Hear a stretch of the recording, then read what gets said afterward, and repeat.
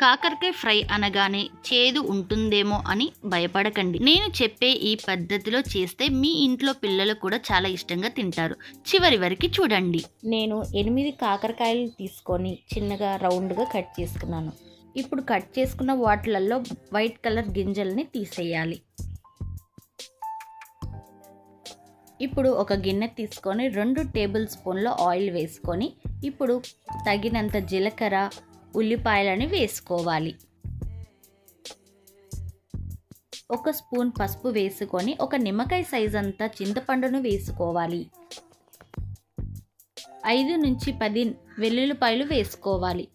Light goldish colour వచ్చేంత వరకు వేయించుకోవాలి. ఇప్పుడు 2 టేబుల్ స్పూన్ల శనగపప్పు, 2 టేబుల్ స్పూన్ల మినపప్పు, కొన్ని ధనియాలను వేయించుకోవాలి. ఇప్పుడు అవన్నీ ఒక ప్లేట్లో తీసుకోవాలి. మంటని మీడియం ఫ్లేమ్లో ఉండనివ్వాలి.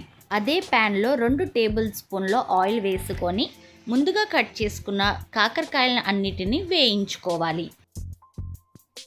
ఇప్పుడు ఒక మిక్సీ జార్ తీసుకొని ఇందాక వేపుకున్న ఉల్లిపాయలను, మినపప్పు, ఇప్పుడు 1 స్పూన్ కారము, తగినంత సాల్ట్ని వేసుకోవాలి. మిక్సీ పట్టుకొని మెత్తగా పేస్ట్ లాగా చేసుకుందాం. కాకరకాయలు అన్నిటినీ వేగిన తర్వాత ఒక ప్లేట్లో తీసుకుందాం. ఇందులోనే 2 టేబుల్ స్పూన్ల ఆయిల్ వేసుకోవాలి. ఇందాక గ్రైండ్ చేసిన పేస్ట్ అంతా వేపుకున్న కాకరకాయలలో పెట్టుకోవాలి.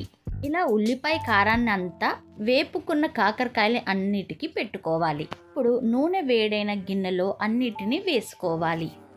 20 మినిట్స్ వరకు వేయించుకోవాలి. ఎంతో రుచికరమైన చేదు లేని కాకరకాయ ఉల్లిపాయ కారం ఫ్రై రెడీ అయిపోయింది. మీకు ఈ వీడియో నచ్చితే దయచేసి లైక్ చేయండి. మీ ఫ్రెండ్స్ అండ్ ఫ్యామిలీ మెంబర్స్తో షేర్ చేయండి. ఇంకా మరెన్నో మంచి వంటకాల కోసం మా ఛానల్ సబ్స్క్రైబ్ చేసుకోండి మర్చిపోవద్దు.